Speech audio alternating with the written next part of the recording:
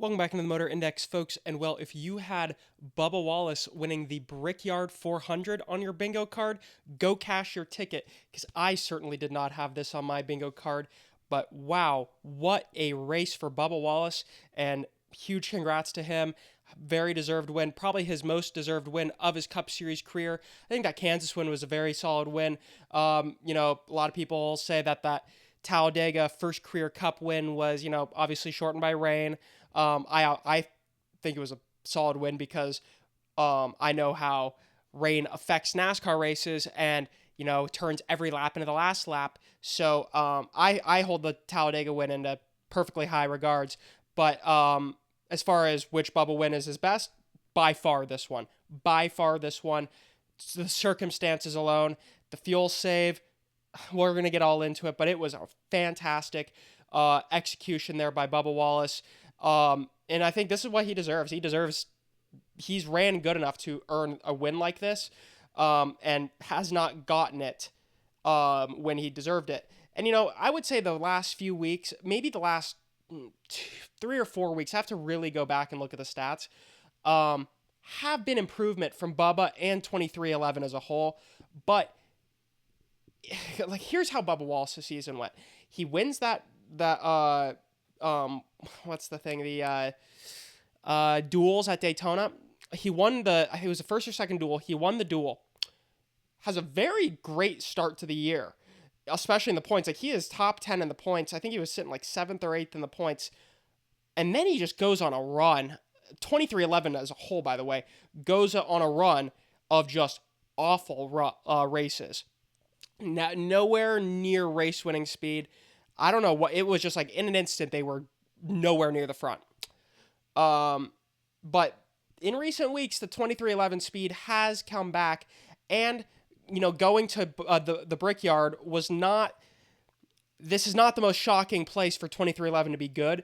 They were great here last year, so I kind of came into the weekend thinking, if there's going to be a 23XI win, this is a damn good chance for it is at the Brickyard, and Bubba delivered. So, not too shocking as far as, the speed is concerned, but the execution, yeah, he is great to see Bubba Wallace finally, get to the end of one of these races and show the execution has gotten better, because he's been in this situation plenty of times before. There's a reason we sit here and say Bubba Wallace could have 3, 4, 5 more Cup wins because of the lack of the execution there, whether it's on his part or it's on the crew's part, or the engineer's part. The team hasn't been able to put it all together. They did it finally, and it was great. Let's get on into some more of how this race played out. Austin Cindric really did dominate much of at least the early stages of this race, leading the most laps of anybody in the race at 40. He looked to have race-winning speed, but not anywhere near the second half of this race. Obviously blows the tire. That's what does him in. Blows it in the lead. Wouldn't be the last car to blow it in the lead from Penske. Blow a tire in the lead from Penske in this race, which we'll get to shortly. But Austin Cindric's another guy I said coming into this race, sort of in that Bubba Wallace territory where, not a guy you think about on these type of racetracks necessarily. Bubba Wallace maybe more so you would think of, but Austin Cindric definitely not. But ran really well here last year, so I said, this could be a potential opportunity for him to run well. Sure enough, he does run pretty dang well, but doesn't actually end up coming home inside the top 10, so that is unfortunate for Austin Cindric, but nonetheless, the speed was certainly solid. Chase Briscoe does end up getting the Stage 1 win. I'm kind of forgetting how that ended up. I'm recording this on Wednesday morning, so we are a couple days removed. I am forgetting how that played out, but that is a good stage win for him, get the playoff point. Who else got the playoff point was Ryan Blaney, who wins Stage 2, which Stage 2, if I'm remembering correctly, was a pretty, straightforward stage. But does hold off Kyle Larson there in the closing laps at Stage 2, secure the stage point, the playoff point, I mean. So yeah, your stage winners: Chase Briscoe stage 1, Ryan Blaney stage 2. Then you start stage 3 with how I predicted it coming into the weekend. Kyle Larson, Denny Hamlin on the front row, controlling that race as crunch time is approaching. I thought this was going to be potentially decided between the 5 and 11. Um, you know, and so we get the green flag pit cycle, right? And you got all these varying strategies playing out. You've got Blaney, who's trying to run it long because of how things played out towards the end of the second stage. He thinks he can make it on one stop, but really run it long. And he probably could have if he got some more cautions, but that doesn't end up working for him. But he stays out longer and is in the lead towards 18, 17 laps to go. But as this green flag cycle commences with the 5 and 11 at the front of the field, Logano cycles out to the lead. And it's like, how did that happen? How did Joey Logano, who is nowhere in the mix, just pop up in contention? Well, it's because he took the fuel way earlier in the race, stayed way longer, and I don't remember exactly, but he might have only taken 2 tires there, if I'm remembering correctly. Somebody, if I'm wrong on that, correct me, but he had a much shorter stop in that final stop because of what he did earlier in the race. That's the strategy aspect of Indianapolis. It's very similar to like a Michigan or a Pocono. These longer tracks that run more closely, at least to the naked eye, to like a intermediate track, which I guess you would put that under intermediate track, but they are technically I don't know if 2 miles and above would technically be super speedway. That's how I would consider it, even though they don't technically race in a drafting style. But it brings out the strategy element that was a lot more reminiscent of the old super speedway racing prior to, drafting. So, that was not meant to be a whole history lesson here, but let's get back to the point. So Logano cycles out to the lead, right? Cycles out to the lead, blows the tire. And it's like, all right, well, so now who's this going to fall into? And it falls in the hands of, I think it was Bubba Wallace. Caution comes out for rain. That's fine. But it was going to be iffy on Bubba Wallace making it on fuel. He had enough, the idea heading into them lifting the red flag was, okay, he's probably on enough fuel to make it on one restart, but that's probably it. Because it was going to be 6 laps to go, and by the time we get green, it's probably going to be around an overtime, which ends up becoming an overtime because of the wreck. And yeah, it was you take a look at the situation around him. He's got the 5 and 11 right there, starting right beside the 5. You got the 11 on the second row. It was not looking very good if you're Bubba Wallace, especially if you're on a tight fuel issue. If you got some fuel issues, I was worried for Bubba, and I was kind of hoping for his sake the caution would, or the rain would remain. But we go back green, and he was able to hold off Kyle Larson on both laps or on both restarts. So very impressive stuff for Bubba Wallace. I'm thinking back to, was it, I don't remember if it was Homestead or it was a Kansas race, where he was in the front, I believe, with the 5 and the 12 car. This is a year or two back, and very similar situation. And him and the 12 car end up tangled and race over for them two.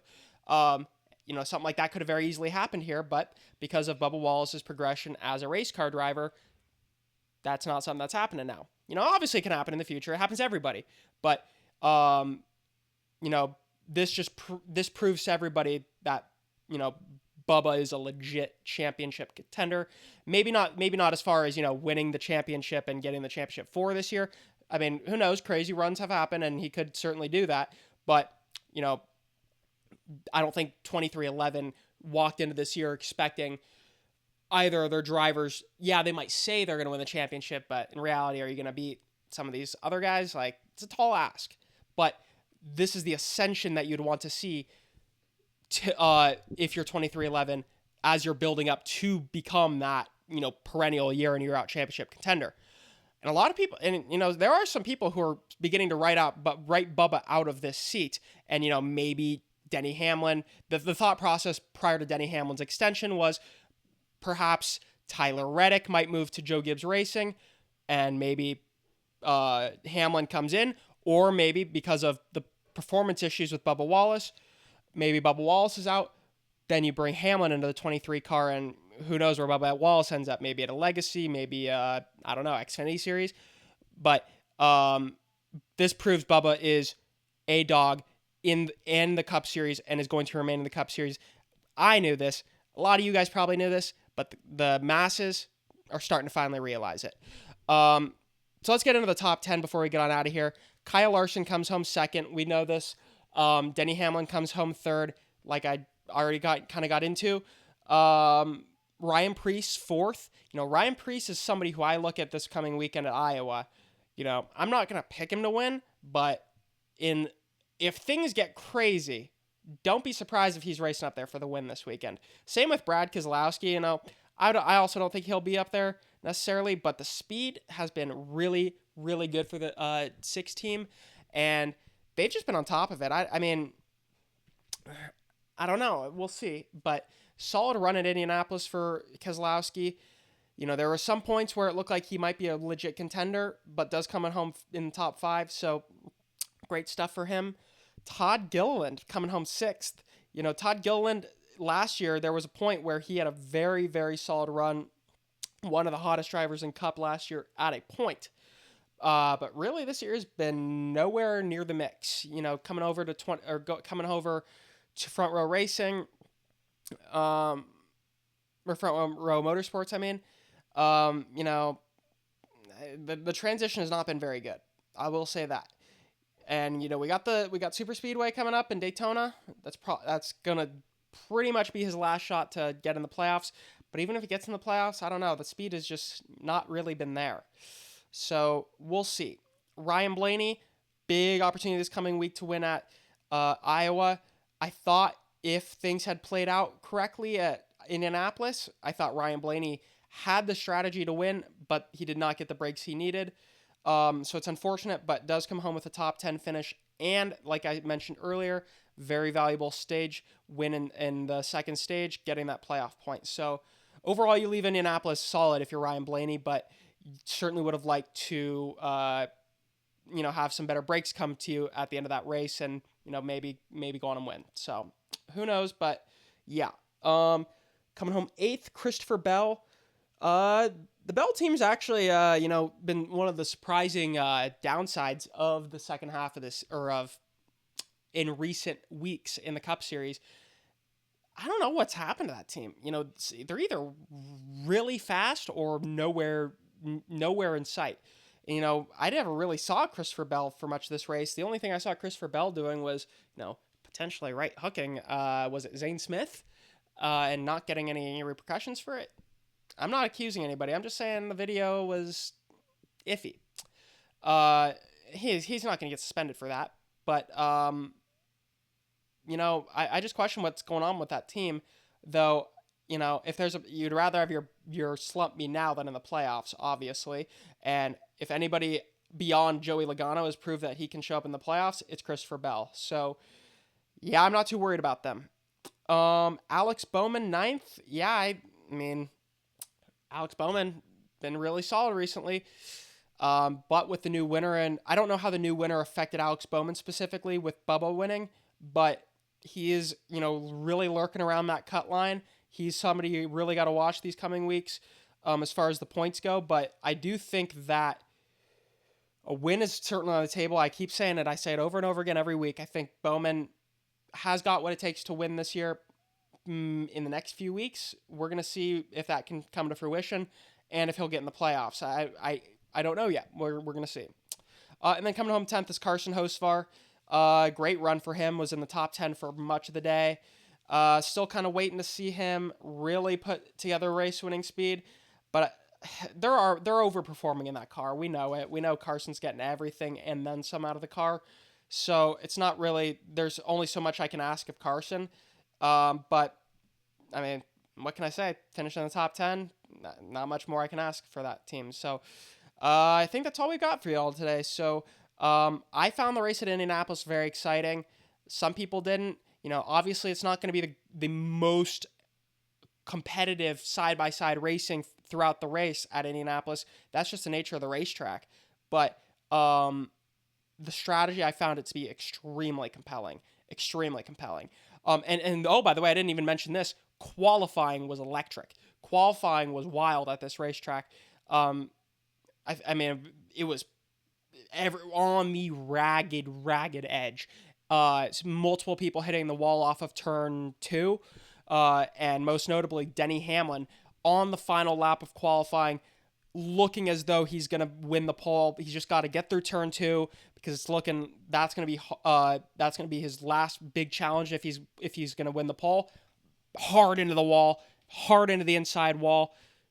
Huge hits for Denny Hamlin. That was a wild wreck. But let me tell you, that car, when he was qualifying, was juiced to the gills. That car was hauling. It was crazy. Yeah, no, I was watching that live, and I'm sitting there, I'm like, wow, he is sending it. And then next thing you know, he's in the wall. So, yeah, Indianapolis, say what you want about the racing. That is a hard track to race at. So there's no universe where we should not be racing that oval. Period, point blank. No matter how, boring it is. The only people saying that are the people not following the strategy. They're sitting there thinking, the cars need to be passing each other 24/7 for things to be happening. Trust me, it's not true. Anyways, that's all I've got for y'all today. Thank you guys so much for watching. Please like and subscribe, and stay tuned for my coverage heading into Iowa this coming weekend. Thank y'all. God bless.